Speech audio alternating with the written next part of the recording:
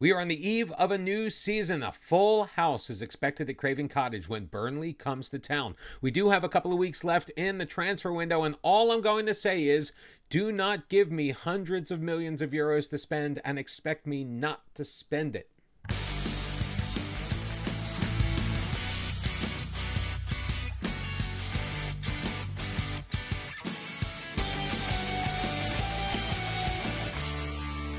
Welcome back, one and all, to episode number 94 of Bottom to the Top. I'm Mr. Cellophane. How are you? Ready to start season number 6 at Fulham Football Club? We are gunning for it all this year. Now, the media has predicted us to finish 7th, which is pretty common. 16-1 odds to win the league behind Arsenal, City, Liverpool, Man U, Newcastle, and Chelsea.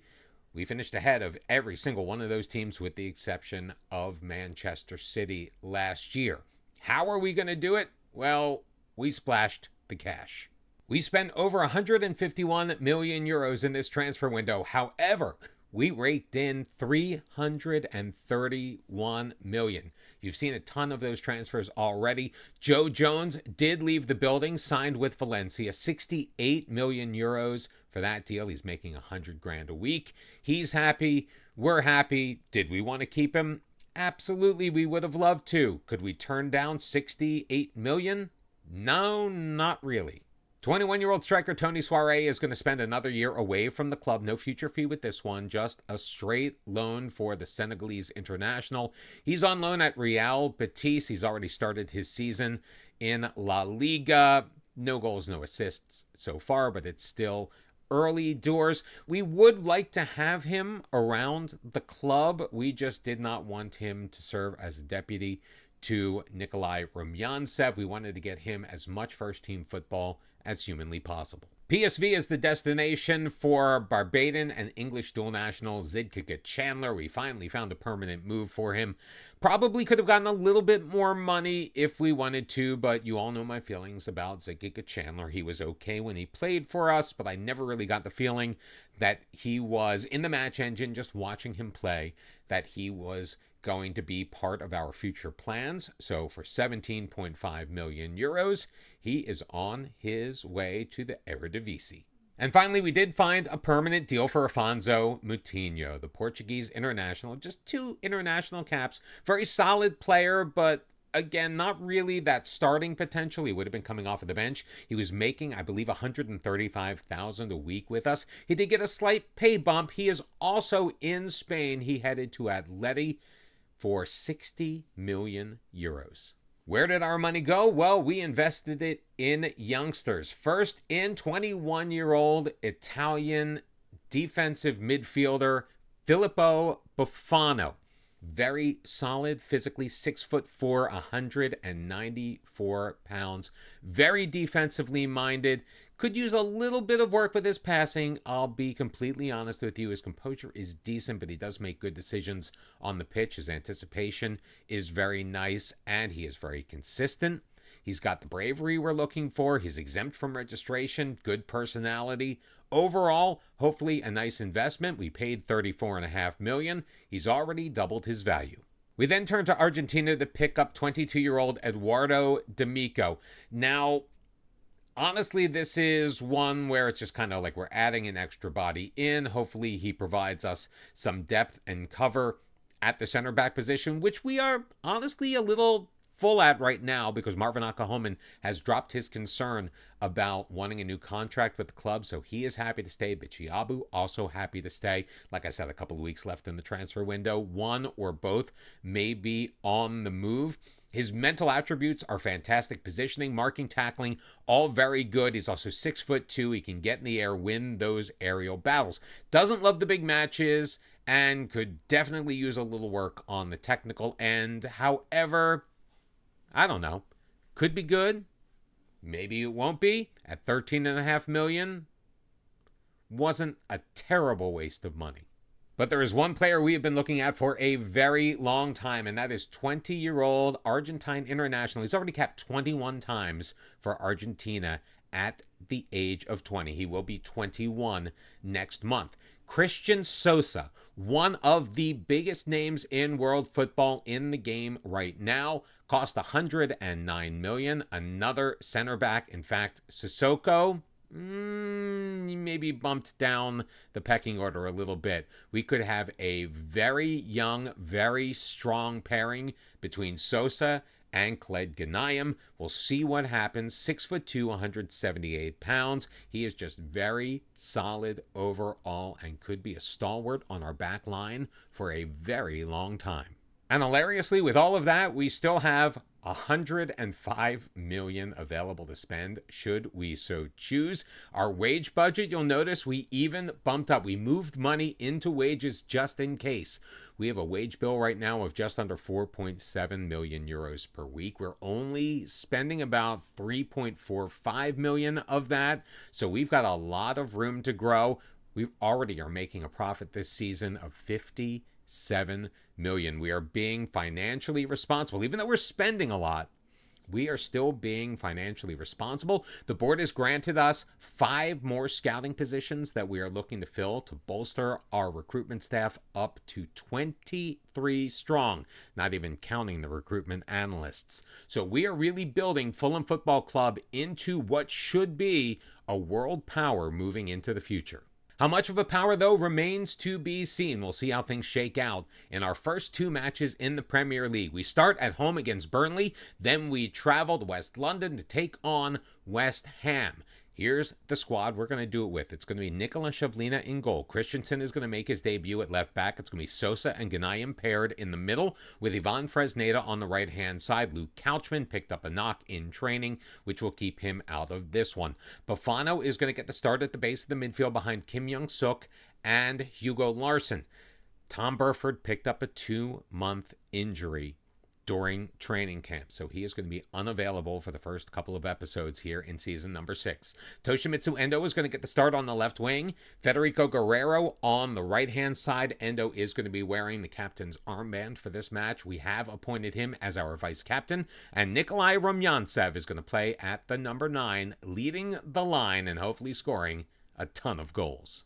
66 degrees in London on this August afternoon, a packed house at Craven Cottage, and the season is underway in the Premier League, and the first highlight goes to Burnley as Calafiori looking to throw it in. It's a final third throw in. He'll get it back from Bergvall. Calafiori laying it back. Kim Young-suk putting some pressure on. Thrown back post. Rodrigo saved by Shavlina and cleared by Sosa. Wesley's going to put it in, but Christensen will once again send it long. And already the new defenseman that we brought in this year paying dividends on the back line for the Cottagers.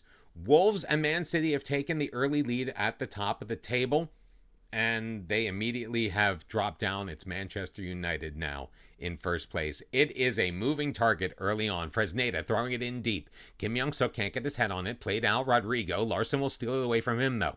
Hugo Larsson to Bafano, moving it to the right. Ivan Fresneda having to cede some position. Bafano once again back for Ghanayem. He'll work it up for Larsson. Larsson with 3 men on him, pitching it forward. He's got Endo in the box in the middle. Rumyantsev knocked off of it and cleared away by Burnley. Zay carrying it up the near sideline. Will throw it forward, but Fulham is going to be able to regain control. 4-2 your shots on goal in the early going. So far, no goals for either side, but Fulham threatening late on in this second half. 35 minutes have been played. Possession is about evenly split. We may need to take our tempo down a little bit, kick up those possession numbers, although we are trying to be more of a counter-attacking team than we have been in the past. 45 minutes, though, have come and gone. Still no score. 6 shots on goal, 2 of them on target for Fulham with a .63 XG. Burnley, almost half those numbers across the board. 3 shots, 1 on target, .36 expected goals. We've completed 90% of our passes, and we have ticked up above 50% in possession, but we're going to have to turn it on a little bit more in the second half to really get things done and get the season kicked off on the right foot. And that is the message that we have passed along over the halftime team talk, because there are plenty of players sitting on the bench that would love to get into this game and make something happen for the white and black. Cottagers with 7 shots, 3 for the Clarets, but we've played 65 minutes of this match, and we are still scoreless. Toshimitsu Endo feeling a little bit on the tired side. He is going to come out. We're going to move Federico Guerrero onto the left-hand side, and Wilfred Yanto is going to make his debut for Fulham.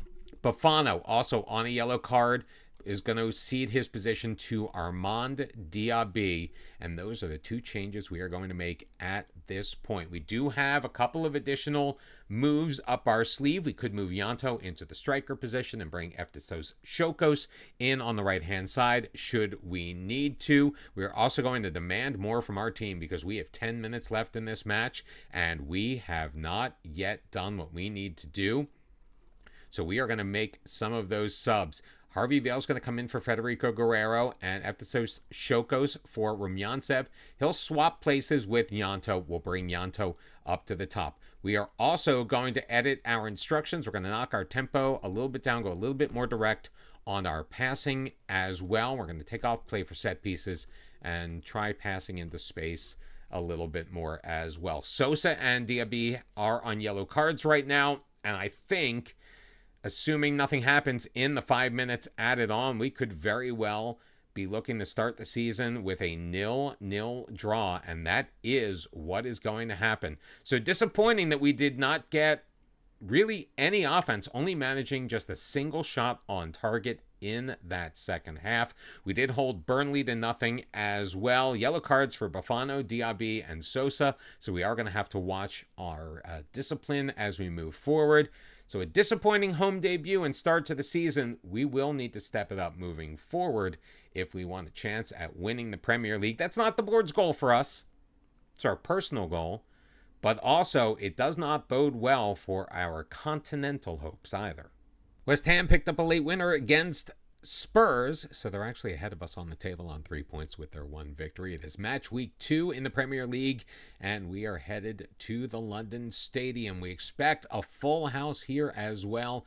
Over 80,000 in attendance. Gate receipts should be rather nice. Nick Shavlina is going to start it once again in goal. It's going to be Christensen. Sissoko coming into the back line next to Gnayem, with Luke Couchman returning to the starting lineup. Now Christian Sosa is going to slide up and take the spot at the base of the midfield behind Kim Young-suk and Hugo Larsson. Endo, Guerrero, Rumyantsev all still in place in the attacking third, hoping to get something done in this match. It's been over 8 hours since Rumyantsev has scored.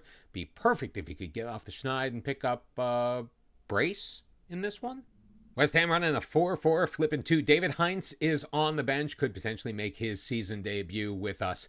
And a kickoff highlight in favor of the Hammers as Pluta looks to control. They're going to move it rather slowly, working it to the right to Braddock. He's got plenty of space. We're not putting a lot of pressure on right now, as long as they remain in their own end. Now, it's still early in the match, so that could change as things get a little deeper. Adade getting the ball forward. He is in. He's going to throw it across the goal mouth and miss everything. Could have been an early candidate for goal of the season. Unfortunately, it just ends up a Fulham goal kick. Liverpool, Man United, Forest, West Ham, all on 4 points after 2 matches. Well, a match plus whatever we've played of this one, 15 minutes and change.